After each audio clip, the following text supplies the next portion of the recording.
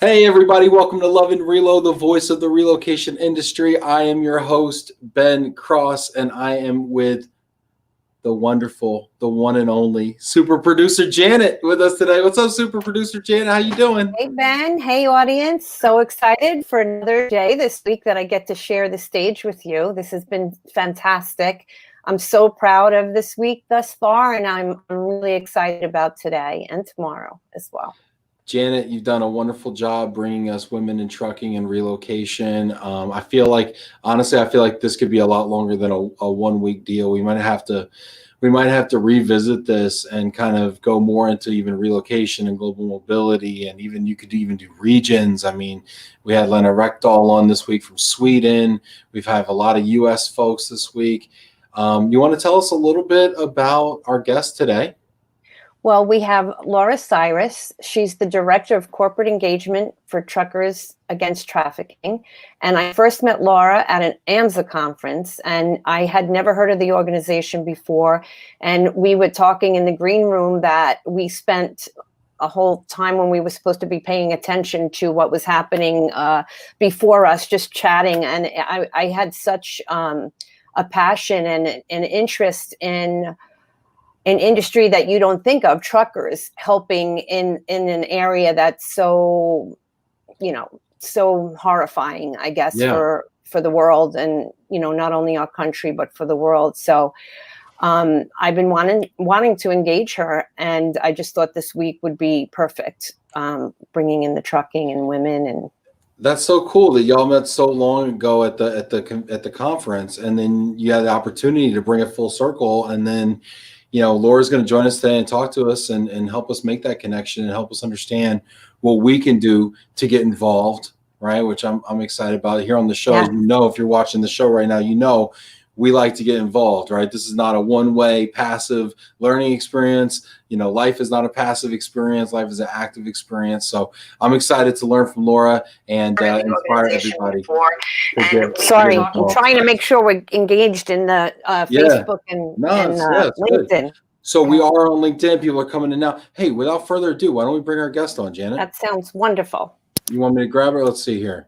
Laura, how's it going? Hey, I'm doing well. Thanks so much for having me. I'm excited to be here. I'm a little nervous, actually. I've never done a live stream like this. So I've seen a couple of your episodes, and I know you always have so many, people watching and commenting. So hello to everybody out there. Yeah, hello everybody out there, and hello to you, Laura. Thanks for being here with us. It looks like you got the nice setup, though. You look like a pro here. You could have fooled me. I mean, I'm a little jelly right now, to be honest with you, about the setup. It looks fancier than it is. I do some voiceover work for our organization, actually, and just it's fun when you get to use this in the course of every day. So thanks for having me. Is voiceover something you've done before Truckers Against Trafficking? How? So a little bit, and that, there's kind of a random story to all of this, which actually really turns out not to be random in my experience. But I had done some of that previously, just doing a little bit of voiceover work here and there prior to ever working with this organization. And then, sometimes when you have an idea and you tell somebody, tells your leadership, hey, we should consider doing this. And then it's like, yes, you are now in charge. You go and figure out how to make that happen. That's been one of the joys, I think, of this job. But as part of one of those things I brought up was the ability to do voiceover work. So, yeah. That's awesome. We got a couple of people checking in here, and then I'd like to learn more about you. I'd like to learn more about the organization. So if you're watching right now, go ahead and hit that like. Go ahead and send a heart out there to Laura, to Janet, to us out here doing the show. Check in the comments. We're going to go ahead and read some of the comments and give yourself a shout out. If you've got a cool story, or if you got a question for Laura about how we can get involved and support, please leave that in the comments. We're definitely going to be engaging here. Let's see here. Simon John's coming to us from the UK. Good evening in the UK. Simon's been drinking as a prone in the UK. He's better set up than you, Ben. Hang your head in shame. Wow. We have an amazingly wonderful community, but there's some bad apples, Laura. I'm not going to lie to you, okay? All right. Thank you, Simon. I appreciate it, Captain. Thank you very much. Hosea Botley says, hello, Ben and Janet. Great job bringing the women in trucking to the forefront. Thank you, Hosea. Yep, Hosea coming to us from Seattle. Hey, go ahead and leave something in the comments there, and we're going to keep it interactive. But Laura, tell us first how you got involved in Truckers Against Trafficking. Yeah, it's a great question. So I, prior to working with this organization, had no experience in the trucking industry. And really the story starts about 15 or so years ago. And I was in undergrad at Michigan State University. Go Sparty. Go Green, yep. And Go White. I was in criminal justice, studying criminal justice. And there's a backstory to that too, which hopefully I'll weave in if I remember. But hadn't heard anything about human trafficking in any of my coursework, right?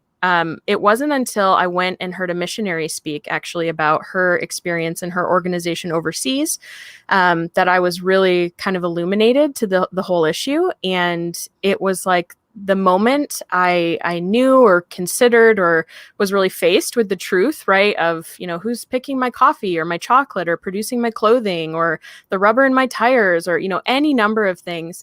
I just sort of had this moment of like, okay, I don't know what it's going to be, but I'm going to do something about this. And I ended up graduating, didn't get a job in my field actually, and so worked gathering what I call the random, air quotes, random business experience, which turned out to serve me so well later on, and ended up hearing about a graduate program at the University of Denver, and I was right in Michigan, and applied to this graduate program. It was a master's in international human rights and forced labor and human trafficking. And I thought, if I could just get into this program, I'm sure I could do something, right? And so ended up moving out to Colorado, enjoyed wonderful time out there, and interned with Truckers Against Trafficking as a graduate student and just never left. So that's how I got involved with the org. Yeah. How long is that? That has been 7+ years that I've been working here. Yeah. Mm-hmm. So tell us, when I hear Truckers Against Trafficking, first of all, great name. It's catchy, but at the same time, I didn't immediately make the connection. Yeah. I'm like, well, what do we got to do with that? How does that work? Tell us about the organization. Tell us about the mission.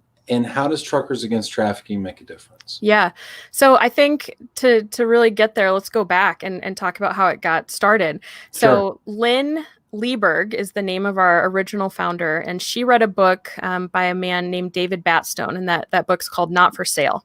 It's all about human trafficking. And she was just kind of like me, right? Just eyes wide open, have to do something about this. And so she and her 4 daughters actually founded Truckers Against Trafficking, and they had no previous experience with the transportation industry, except Lynn, as a young girl, her parents owned and operated a small motel, and some of their best clients were truckers, and her mother provided a continental breakfast every morning to their guests, and she literally grew up around the breakfast table, right, with men and women of the trucking industry, and knew them to be just family-oriented, awesome people.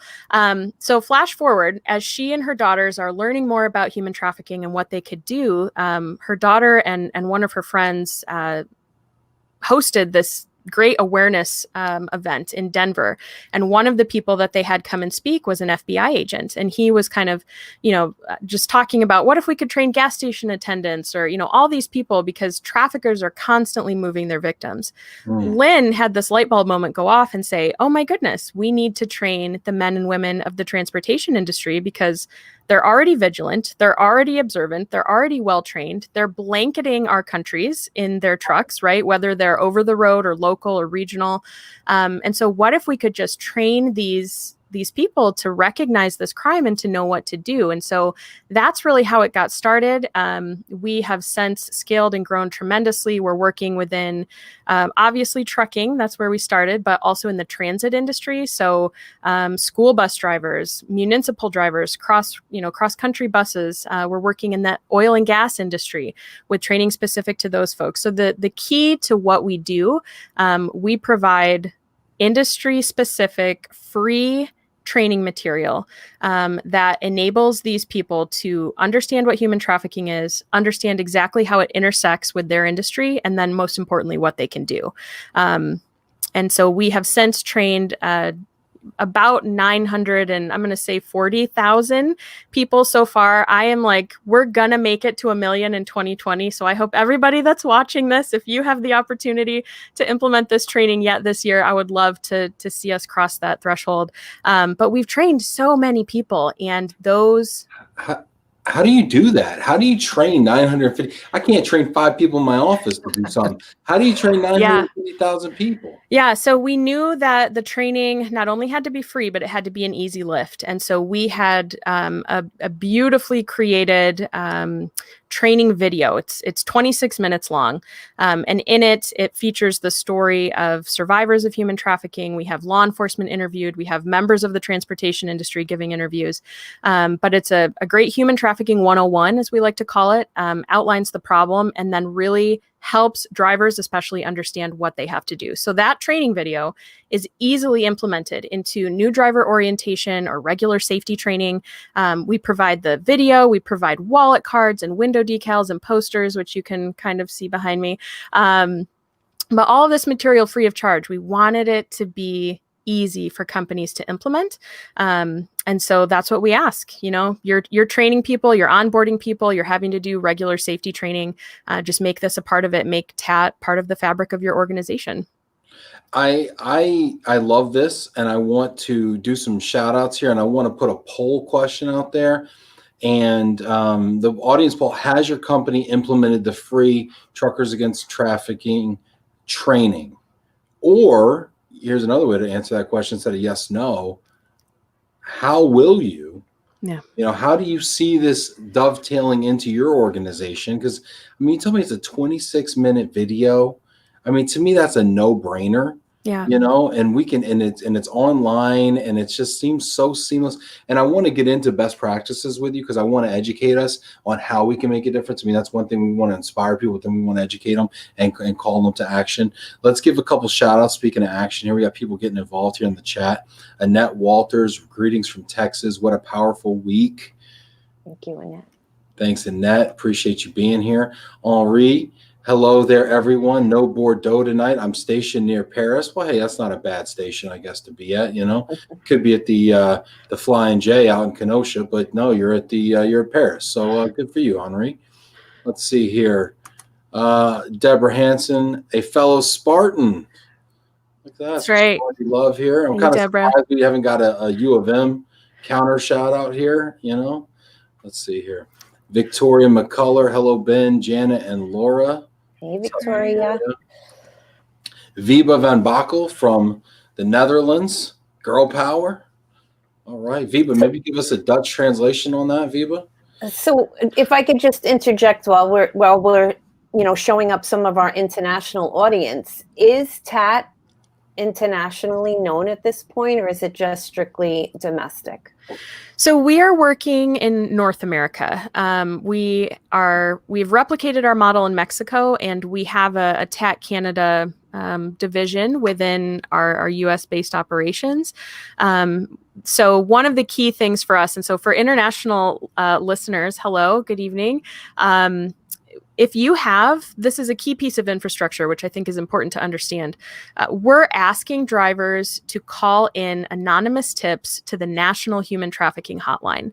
And that number is 1-888-373-7888 if you're in the United States. And so what happens is when drivers call and report a tip, they are met with a trained operator 24 hours a day, 7 days a week. Anybody can call, not just truck drivers. And that operator will help them determine if what they're looking at is human trafficking. If it is, they're going to either ask the caller to hang up and call 911, or they're going to take all those details down and relay that to their local law enforcement partners across the United States. So the key point of that is that there's a national human trafficking hotline. Canada just repeat that again. Is it 888-373-8888? 888-373-7888. Okay. 888. We say it like that to help people Okay. remember. But right, key piece of infrastructure being that centralized location where anybody could call. So Canada just launched their own human trafficking specific hotline last May.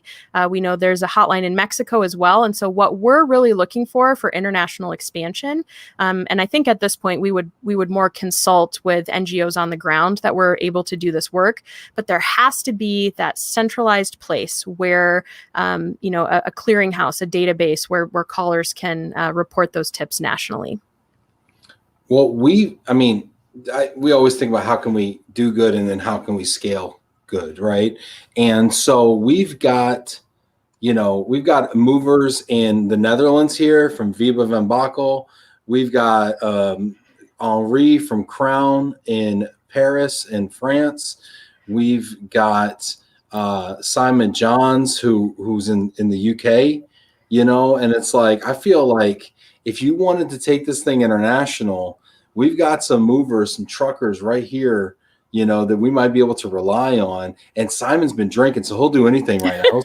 He'll volunteer for anything. Okay. So, if you wanted to explore that, I think we have some of the right people in the conversation right now. Well, I would say, let me know if there is a human trafficking specific hotline there, and that's really kind of the first step to start building out the program.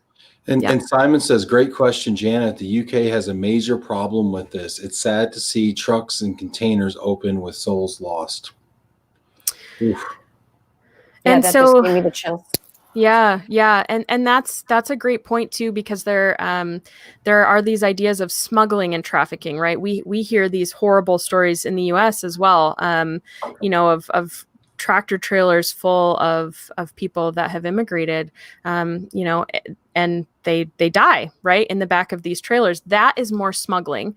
So thinking of, smuggling being a crime against a border, whereas trafficking is really a crime against a person. They blend, they overlap, absolutely. But the whole issue, I think, can come down to, if you know what to look for and you know what to do, and you're able to do it, I mean, who wouldn't make an anonymous call just to help save somebody's life, right? I did this, gosh, it must have been pre-COVID, but not by much. I mean, last year there was a guy pulled over on the side of the road and in a nice new Tahoe. And I pulled up next to him. He didn't speak very good English. He was like, "Can you take me to the gas station and buy me gas because I'm out of gas? And I'll give you this gold ring or something." I don't know. Wow. Really bizarre situation. And he had two kids in the back seat. And I'm like, "Yeah, okay, fine, cool." I went to the gas station. I took kind of a picture. I started taking a picture of his license plate, just because I was like, "This is very bizarre." And then he's like, "Oh, what are you doing?" No. And then he took his ring back and he no, you can't take pictures, and then he sped off. Oh my goodness. Right? And so I called the Indiana Highway Patrol and I reported it, because I was like, this just does not seem, right. I don't know. It seemed weird to me. Very strange. I reported, I don't know what happened. But that's the thing. I mean, that's the ripple effect of this. And just, you brought up a great point, Indiana State Patrol. I mean, we're working with State Patrol across the United States. We do in-depth law enforcement training on the victim-centered approach, on how to investigate and prosecute these types of cases. And so we have done training with, our great people here at MSP and Indiana. I mean, just all of the highway patrols. And so that was the right thing to do, because they can track down this person and, do some kind of investigation on the roadside just to see what needs to be escalated. So, yeah. Can you touch on some of the things that the transportation industry is trained on recognizing or looking for? Absolutely. So there are a number of red flags that drivers can be looking for. And again, we think mostly of truck stops, rest areas, but it doesn't have to take place there. We know drivers are also checking in and out of hotels and motels. They're delivering loads. I mean, in this case, in neighborhoods, right? In busy city streets, all kinds of places. And so the two most obvious signs that we're asking people to look out for are anytime you see a minor that you believe is engaged in commercial sex, or anytime you believe you're witnessing somebody under the control of a pimp, regardless of the age or gender of that victim, right? Because we know this is happening to women and girls, but it's also happening to boys and men. And traffickers are not always men. I think the majority of time you have younger victims and older traffickers, but that's not always the case. And we certainly know there are tons of adult victims in this as well. So anytime they see a minor that they believe may be engaged in commercial sex, or anytime you're witnessing somebody under the control of a pimp, we're asking to call into that national hotline, or obviously call 911 if you think it's, really an emergency situation. You're watching, some kind of horrible violence or something like that, obviously. During your training, do you find that some of the drivers, does it scare some of the drivers to think about jumping in like this? Would they rather close a blind eye? I mean, what is the reaction? Yeah, that's a great question. And so I think it comes in kind of waves and sort of comes full circle. So I think the first thing to point out is we're not asking the truck drivers to, go and wrestle these victims away from traffickers. It's not only not safe for the driver, it's not safe for the victim, right? So that's the beauty of this, is they can make an anonymous call from the safety and anonymity of their cab to report this crime. And so I think initially it is kind of like, oh gosh, I hope I never see this.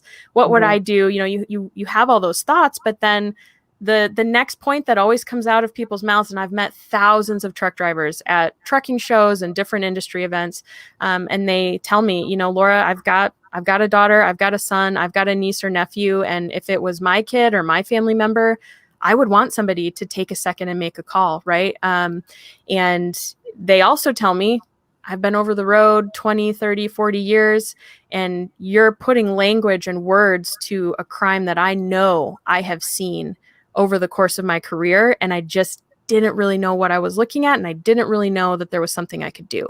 And so now, with tears in their eyes, you think of truck drivers, right? Big burly men. There's a lot of fantastic women out there as well. But I've had drivers with tears in their eyes having conversations with me about, I've seen this and I didn't do anything, or I did close my curtains and I did just think, oh, that person is just, a drug addicted, fill in the blank, and didn't care enough to get involved. And it's really a matter of changing the heart. And that's what we say all the time. We are about engaging bystander intervention and raising up a mobile army of transportation professionals that can be a part of this work, because it's about going after the heart and mind. Yeah, that's great. As you're telling the story, I know, right? I'm getting this. That is unbelievable. I love that. All right. Well, let's see if we can make. I met you at AMZA, so I'm just curious. Do you have an idea? Did you get it? Was that your only AMZA conference? Only engagement with movers? Did you have success with that?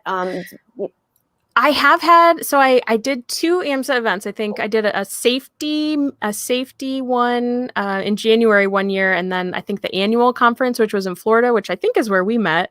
Okay. I think I was in Florida. I travel, well, not during COVID, obviously, but I travel so much. It's hard to remember, but so I know as an organization, AMZA was very on board with, the mission and all of that. I think the trick for us, and maybe you all can help, and your listeners as well, but the trick can be when you have independent contractors that you can't necessarily mandate training for. How can we get them excited about this training? We want to make it available, but how can we get them excited to actually do it? So here's the thing, right? So you're right, independent contractors. So I can answer this question, right? So in the van line system, most agents use independent contractors, right? Which are 1099 drivers, just like FedEx and Amazon do, right? And you're right, we can't make them do stuff, because that gets in, and now they become W-2 employees instead of 1099. But they do have to qualify to run over the road on the DOT number of the van line. And part of that qualification process is P tests. Part of it's background checks. Part of it is presenting their safety record. And I think that a van line, if they were so inclined, and I think they should, could incorporate a 26-minute video also as part of their driver qualification process. Yeah. I think it's brilliant. Let's encourage people to do that. I think we should. Yeah. And furthermore, and I'm gonna shout out some people that I see on here that are influencers like Jane Woolston. Shout out to you, Jane. This is a global issue, Jane says. Yeah. Jane Woolston, I don't know if you're still watching, Jane, but Jane is the president of the North Texas Relocation Professionals Group. It's a relocation group. She's also, and I believe, Jane, I hope I don't get this wrong, she's also the global mobility leader at Sabre Corporation, which means she is a client of moving companies and RMCs.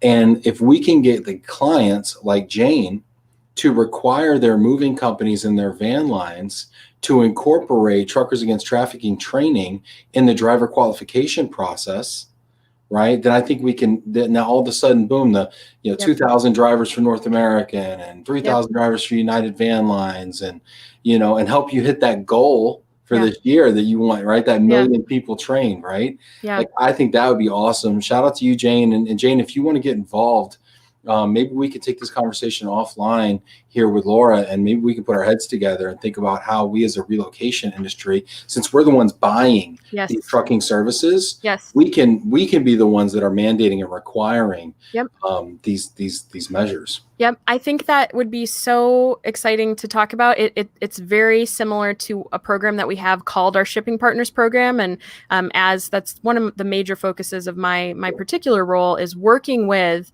shippers and manufacturers to leverage the pre-existing relationships that they have with the carriers that are moving their goods to say, hey, as Dow Chemical or as Procter & Gamble or as, Costco or whoever it is, we want anybody that moves product for us to adopt this free training because it aligns with our corporate social responsibility and our sustainability goals. And so if you go to our shipping partners page, we have case studies. Some of those I've just mentioned, but Nissan and Procter & Gamble and Johns Manville and all kinds of different folks that have taken that stance of saying, hey, we're the customer, and we would like to make sure that anybody that's moving our stuff is, aware of this and has onboarded the training. So I love that idea. And we've got some great questions coming up here, and we're going to get to all of them right now. I promise. Janet and I are gonna hush up here and get to your questions, okay? But the last thing I want to say before I hush up is IAM,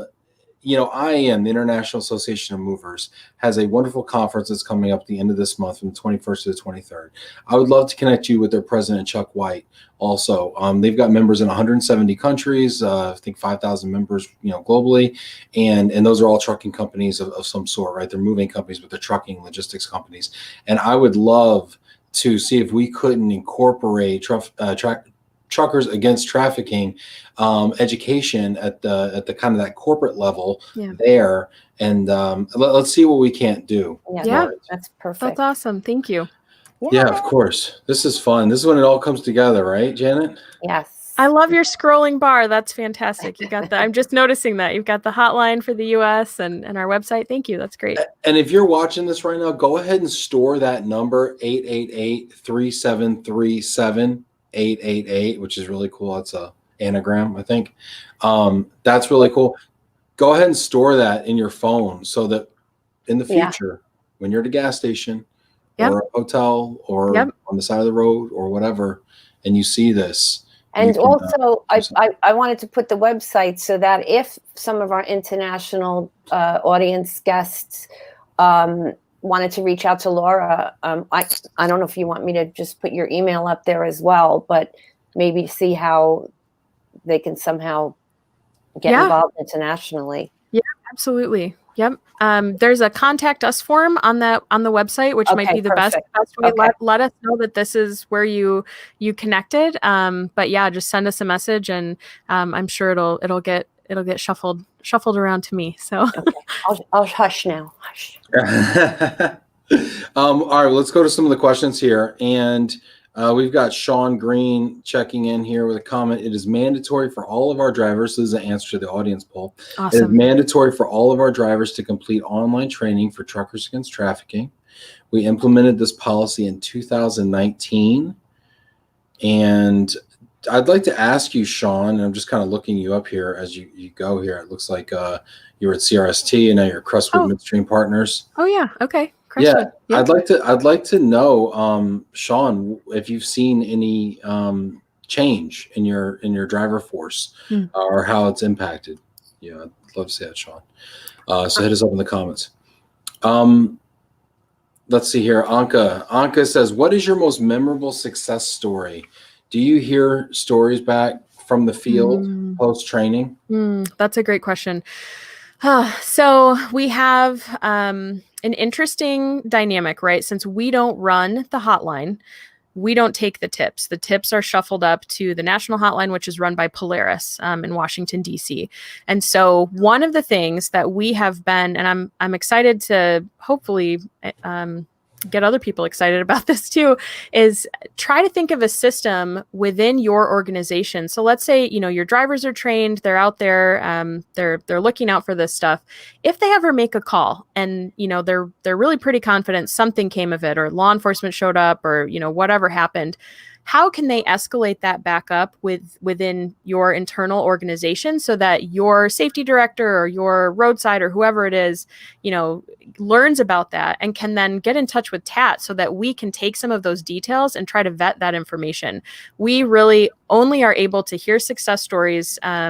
We get anonymized information from the hotline, but we're only ever able to hear success stories if they make national news, or if we have an organization that lets us know, hey, we had a driver that made a call here. It was with, Florida Highway Patrol. Can we see if we can vet some of this information? And we're able to go to all of our partners across the U.S. and try to, fill in all of those details.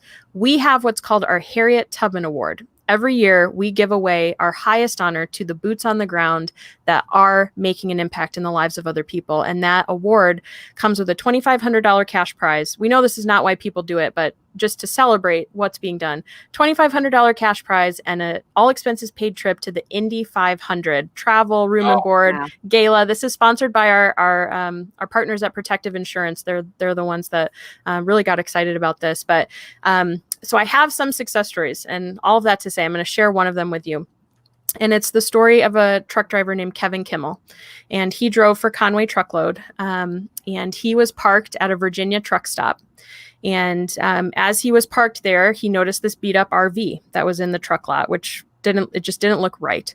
And he kind of just kept doing his paperwork, and he looked up and he thought he saw different men coming and going from the RV to the convenience store, just some weird activity. And he thought, well, this doesn't really seem like a family situation, but who knows, who knows?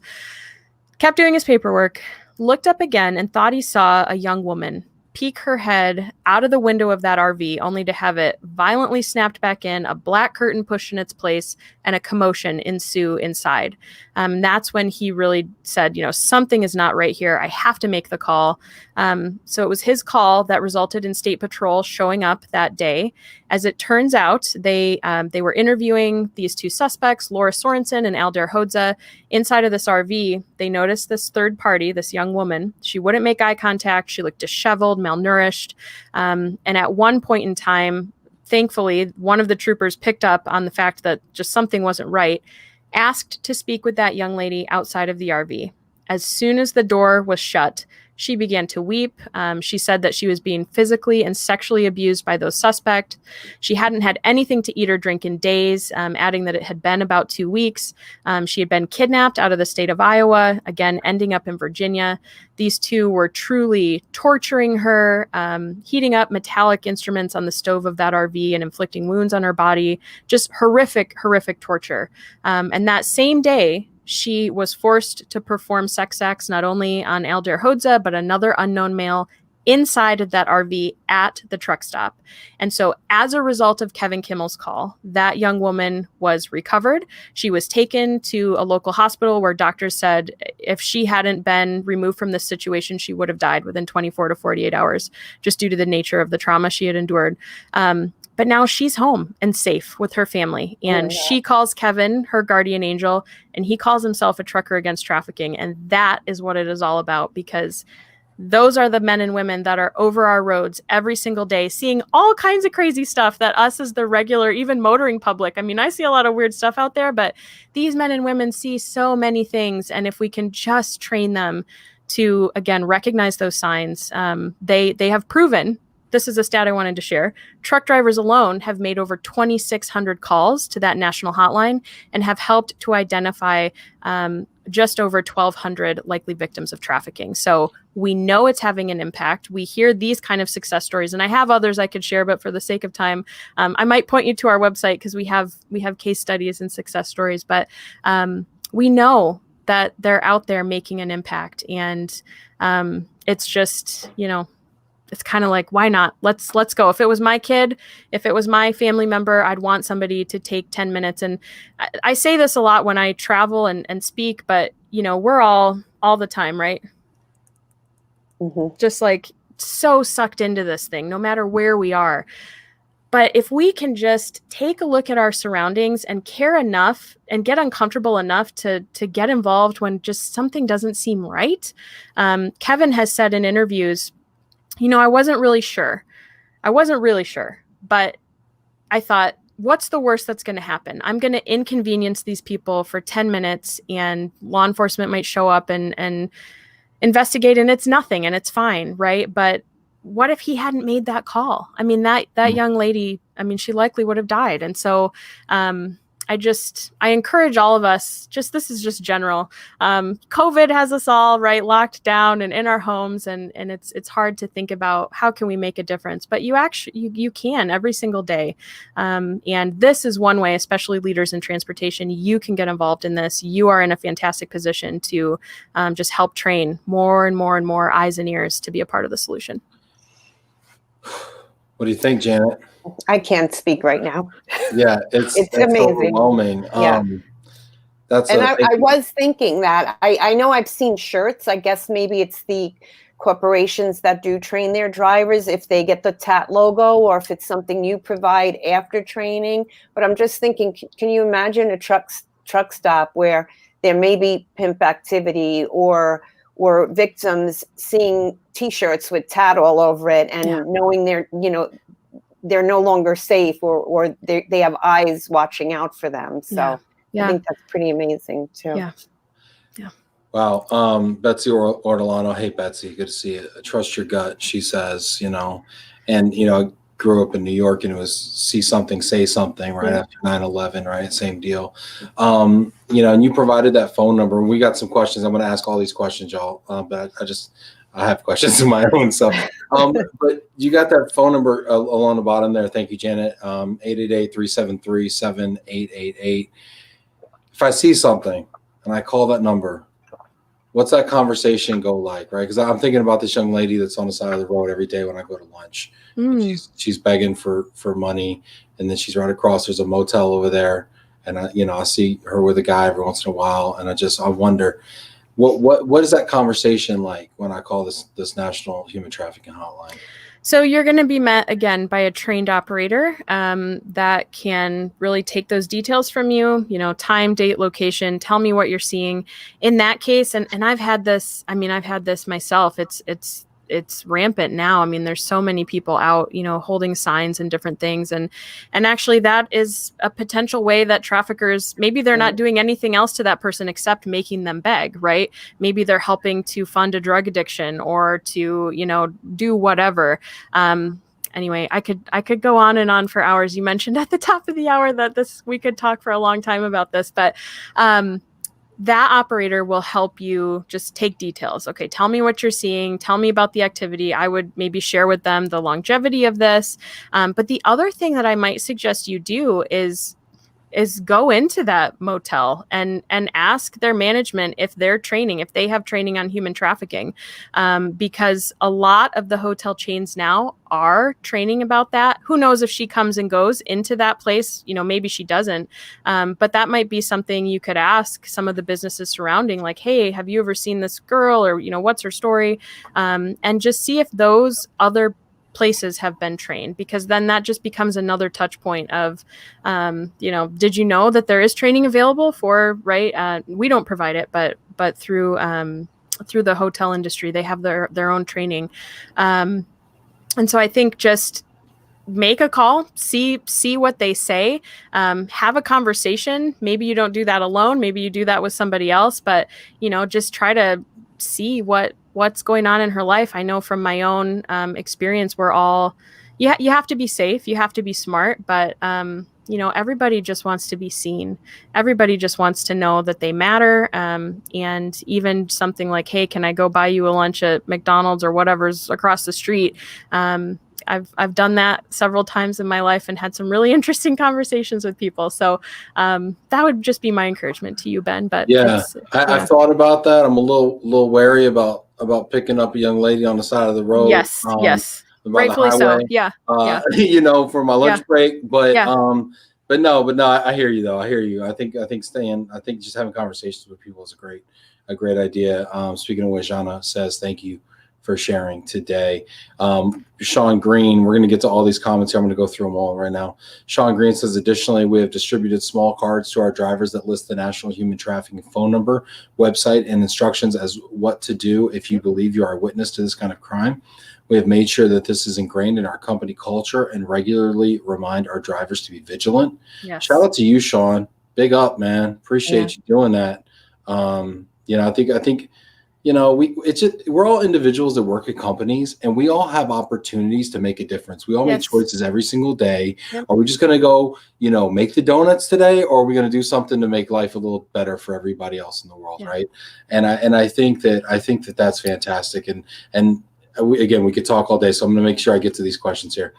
Let's see, Rob Zeitz out of Boston, I believe. What are some of the ways Truckers Against Trafficking raises money for funding? That is a great question. So we obviously, as a 501c3 organization, we accept donations from private donors, but as well as foundations and different grants. But we have really had fantastic support from the industry itself through particularly corporate sponsorships. So a company can make a donation to support our work, and we have a list of various benefits, you know, that can come from that. But corporate sponsorship is very important to our mission and our work. And if that's something that anybody is interested in, you can go to truckersagainsttrafficking.org and check our corporate engagement page. And there you'll be able to pull up a list of the various levels and benefits of sponsorship. Excellent. Rob goes on with another question. Do the trainings go into any types of behavior or situations to watch for at airports? That is a great question. We do not specifically go into anything related to airports, but I think some of the same stuff translates. So do you ever see, and right, I realize, please take everything I say with a grain of salt, because I could be talking about, you know, a teenager with a very great family that's just having a bad day. But, you know, do you ever see somebody that looks like they're being controlled or manipulated by someone else? Are they not allowed to speak for themselves? Do they not carry their own identification documents or money? If you were to go up to that person and ask them, you know, any kind of question, would they automatically just kind of let whoever they're with speak for them? Or would they be making eye contact with that person to make sure, is what I'm saying okay? It can be fuzzy, it can be gray, but I think, as somebody else mentioned, trusting your gut, Betsy, she mentioned it. Trust your gut. Look for all of those little signs. And any one or two or three of these little signs might not mean anything, but if you really are able to take a minute and just examine kind of somebody's behavior and what's going on, you might start to see more of those red flags. And Sean mentioned on the wallet card, we have some of those red flags. I wanted to remember to say this. Anybody, well, I guess it might only be in the US or in North America, but if you're here in the US or North America, you can search for Truckers Against Trafficking on the App Store. And actually, I'm not sure. Maybe this is, I think it would probably only be here. But search Truckers Against Trafficking. We have an amazing free app that has all of that information from our wallet card available in digital form. You can link right to the hotline from the app. You can read case studies, a number of different things. So just starting to familiarize yourself with that kind of information would help no matter where you are, whether it's a truck stop or an airport. Awesome. Adam Lowy, who is the founder of Move for Hunger, which is a big charity in I'm familiar. location space. Says great conversation. You know, one of the things Adam did, which was really great for Move for Hunger, was create a corporate advisory kind of board, if you will, or corporate action network, you know, of client side people, not trucking side, but client side people. And then when they started asking for support, they got a lot of traction, you know, from the movers, right? Yep. So that was one of the things. Actually, we just concluded a fundraiser last month, and we raised $30,000. That's awesome. Oh man. Yeah, it was Good. pretty cool. It was really cool. So, but yeah, we leaned on our corporate action partners for a lot of that stuff. And Adam's family owns a moving company too, right? So if they're not aware of it, Adam, maybe you could spread the word there. Yeah. Yeah, this is fantastic. I got a question for you, myself, Laura. So, does it cost anything to take the training? No, it's absolutely free. I mean, the only cost, I guess, if you consider it, is just the time of the drivers, right? Sure. So if you're including it in new driver orientation or, regular safety training, again, all of the materials that we provide to you, which is everything to do the training, there's no cost whatsoever. So I know these there's these Facebook groups for drivers, for over the road drivers, and I'm sure they're there for freight drivers as well. But these Facebook groups have thousands and thousands of members, and I'm wondering if sharing this training, maybe I'm just thinking of ways I can help, right? Share maybe this conversation, share maybe a link to that training. Absolutely. With those folks, and even if just 1% of them take it, that's 100 people. Yeah. So, we have so at education.truckersagainsttrafficking.org. So education.truckersagainsttrafficking.org is our online learning portal, and there anybody, driver or not, can go and take our certified Trucker Against Trafficking course. And so what that is, it's the 26-minute video. It's a super simple 15-question quiz. As long as you've been paying attention, you'll pass it, no problem. And you just have to get 11 out of 15 correct or higher, and then you are issued a personalized certificate that certifies you as a trucker against trafficking. So I would suggest anybody that's interested in just learning more, drivers especially, go and take that. It's free, or you can just watch the training video right on our website. Do you certify whole companies? Like, So, if I want to say University Moving and Storage is a certified TAT trained company. Yes, trained company? Absolutely. We can create a co-branded certificate for you guys if that's something you're interested in, with our logo and your logo. And then as drivers complete the program, you can issue those out. In fact, if you were to go to Trained, I'm throwing out all these websites today, and I know there's lots of Janet's furiously writing down because our URL is so long, truckersagainsttrafficking.org. But if you go to trained.truckersagainsttrafficking.org, you can pull up a list of all of the companies that have registered with us as TAT trained and the number of drivers that they have trained. And so that, when I share that 940,000 number, that is where that number comes from, because we are regularly asking, this is a very important part to close that loop. Anybody that's training with our stuff, if you could please let us know 2 or 3 times a year, just the update to your numbers, the update of how many folks you've trained. That is so important and helpful to us as we're measuring our impact, right, across the US, across Canada, and that's how I'm able to tell you that within 2020, the bright spot of the crazy year of 2020 will be that we have trained 1 million folks. So, yeah. That's awesome. That's awesome. I'm gonna send this to our chairman Elise, who was on yesterday, and just say, hey, this is out there. Let's get this to our drivers. We have a small but mighty fleet. And I just think about that. Every guy out there on the road and lady who drives out there has an opportunity, I'm sure, at some point to make it. Well, and it only takes one person, right? I mean, that's the reality in anything in life.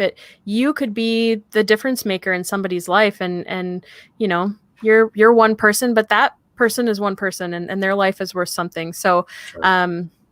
It's great. And I would say, whether you have 2 drivers or you're UPS and you have hundreds of thousands of drivers, you can implement this training. And so we have options for companies of any size. And I think one of the great things about working with an organization like TAT, we're only 12 people strong. We are small but mighty. And we are happy to brainstorm and have conversations and really make sure that you not only understand how to implement this training, but that we're able to really customize something that's going to work for your organization. So do you work with seaports We do not work with seaports. However, I just learned this week. So there's an organization out on the West Coast called BEST, Businesses Ending Slavery and Trafficking. And they have created a training that has, I'm going to get the acronym wrong, but it's the Association of Ports or something, whatever that association is. They worked with them to create an anti-trafficking training specific to that industry. I don't know much more about it other than that, but they're doing good work in that space. So that's something to look into. And just curious, I mean, it's not truckers, but is there training programs for Uber drivers, Lyft drivers, taxi drivers? So we are currently looking into especially home delivery, the whole home delivery kind of industry. So whether that is food or Uber or, just anything else that's coming to a home, Amazon, that kind of thing, doing some specific training for those organizations. We have done some custom like mini webinars that we've created for different companies, just on especially what to look out for if you're on a route that goes through neighborhoods or that kind of thing. So that does exist. It's something I think that we could build out, and quite honestly, right, we don't have a lock on this. We're one piece of this giant puzzle, and as it happened with busing, we were kind of waiting for somebody to rise up and take kind of the busing industry, and it just wasn't happening. And we had enough kind of steam and some success stories and different connections, so we thought, well, shoot, we're Truckers Against Trafficking, but we're also going to create this busing on the lookout program, and that's what we did. So there's more to be expanded in that home delivery type of situation, but it's being worked on. Yeah. That's great. Victoria had a question that you kind of touched on this before. She says, are you able to actually quantify how many calls have resulted in successful captures? So yeah, what we know from the hotline, and this is again where it gets a little tricky and a little hard, but we know that of those, and this is just truck drivers. You can go on to the National Hotline's website and pull all of their data and see what kind of calls and what kind of trafficking, sex trafficking, labor trafficking, that kind of thing.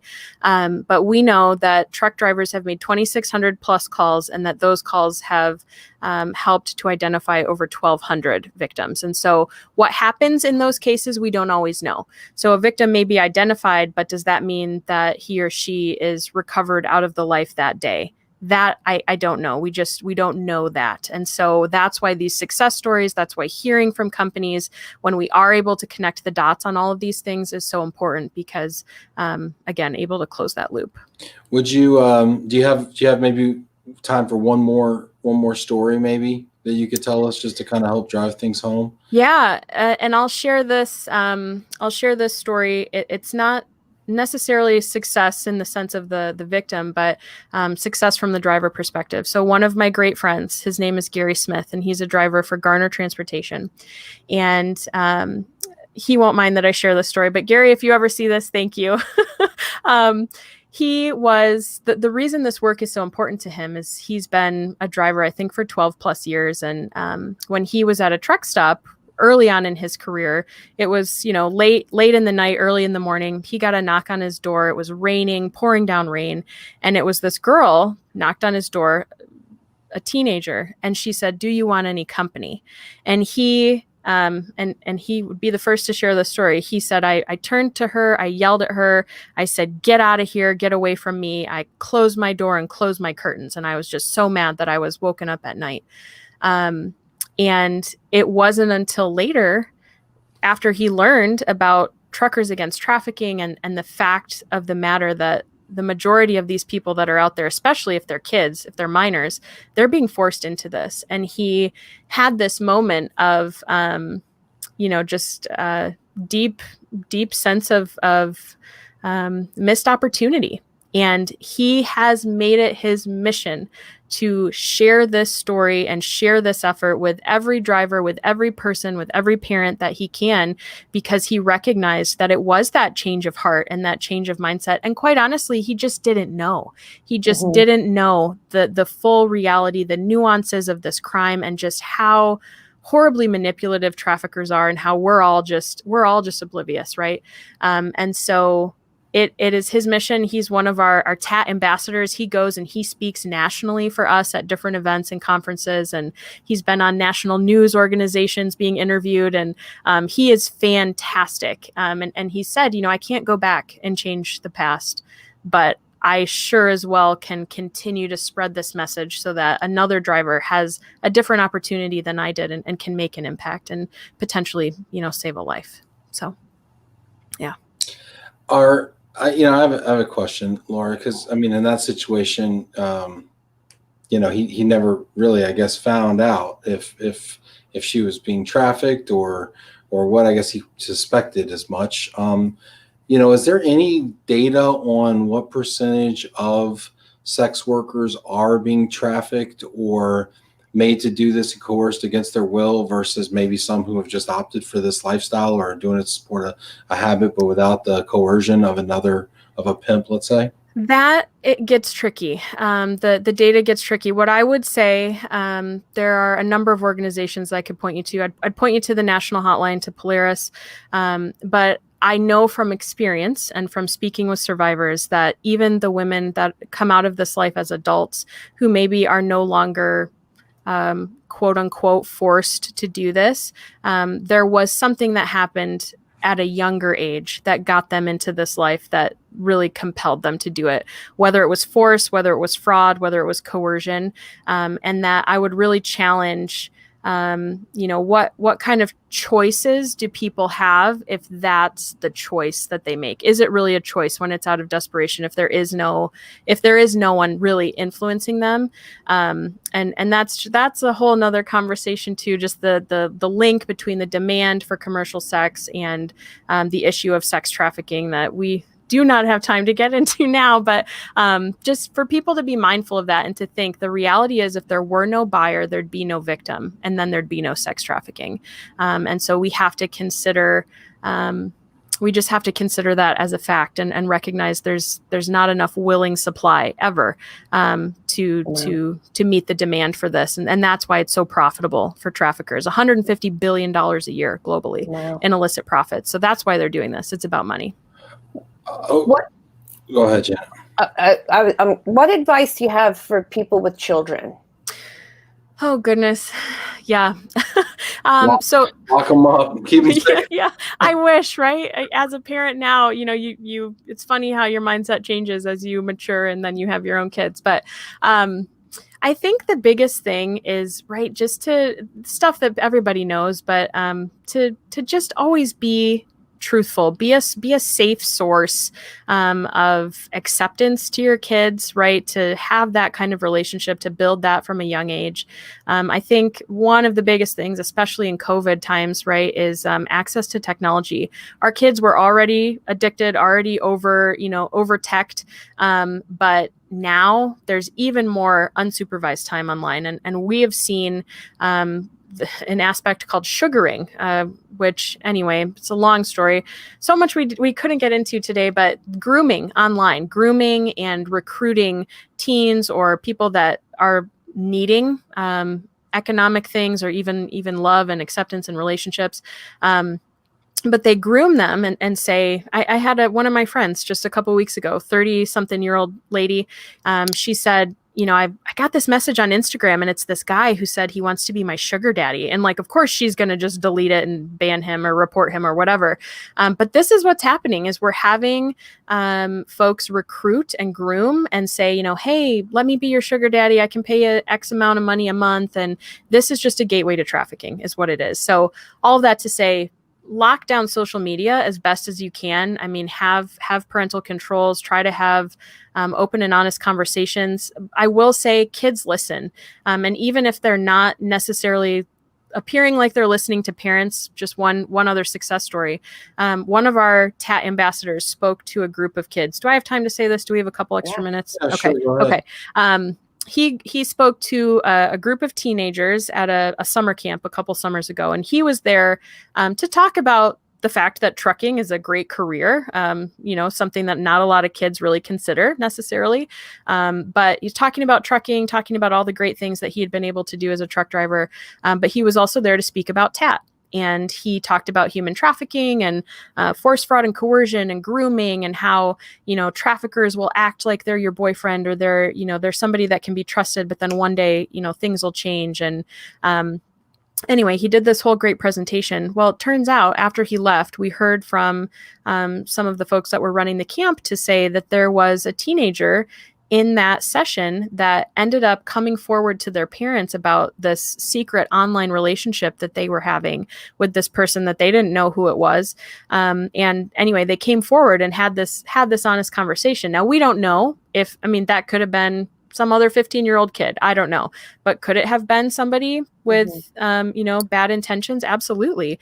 I don't know that it was a trafficker. I can't say that. But what I can say is, right, kids listen. And the more they are presented with the truth from people they can trust, you know, they are able to soak in this information. So we would rate our training video PG-13. But if you have kids that are, you know, 13, 14 on up, have them watch it, because it's a great education on, it features the story of two teenage cousins that were forced into this life and prostituted across truck stops in different areas. And, you know, it becomes easy to see how it could happen to anybody, because this crime knows no racial, gender, or socioeconomic bounds, not only when it comes to who could be the victim, but also who could be the perpetrator. So it's happening everywhere, from the inner city to the rural areas to, you know, affluent parts to, you know, the really hard up areas. It can happen to anybody. Rob here says, so many predators out there. It's nice to see that there are groups and people who want to be helpers and help stop these predators. Anka says, this might be out there, but would there be a way to partner with DMVs so when a person gets their Class A CDL, the training can be offered or required? Hey, actually, in the states of Kansas and Arkansas, that's already a thing. So, oh, wow. Yep. And we have a number of other states across the nation that have implemented TAT training at the CDL school level. But for instance, in Kansas and Arkansas, a driver can neither obtain a new CDL nor renew an existing license without showing proof that they've been through the TAT training. So that's, we prefer it at the CDL school level because it's just easier. It makes sense to include this in curriculum. But we're happy to have more folks being made aware of this issue. Absolutely. That's excellent, Laura. This has been such an eye-opener for me. Wow, Janet, what do you think? I'm so happy for this segment. I'm so grateful for what you do. I'm overwhelmed. I'm emotional. So thank you. Well, as a call to action, if I have time, right? Yeah. Let's email, let's connect and get talking about some of those things that you mentioned. But for anybody that's listening out there today or later on, please get in touch with us. Think about how you can implement this training or how you could ask folks that are working with you to implement this training. It's free. It's an easy lift. It's industry specific. And like I said, I mean, even one person can make a lifetime of difference in the life of someone. So we would just ask that you consider this training, and we're here to help walk you through it. I love it. Laura, awesome. I love it, Laura. Thank you so much, Janet. This was fantastic. You did another great job here with another great episode. And this is a beautiful segue into our show with drivers tomorrow. We got female drivers on tomorrow. You know, awesome. So at least one. Let's make sure we talk to them.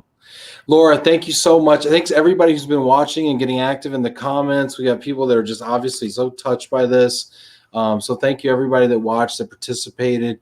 Laura, this has been eye-opening. I'm so thankful for what you and Truckers Against Trafficking does. After this, let's you and I talk for just a moment and see what we can do and come up with an action plan. Awesome. And let's take some steps and get the ball rolling.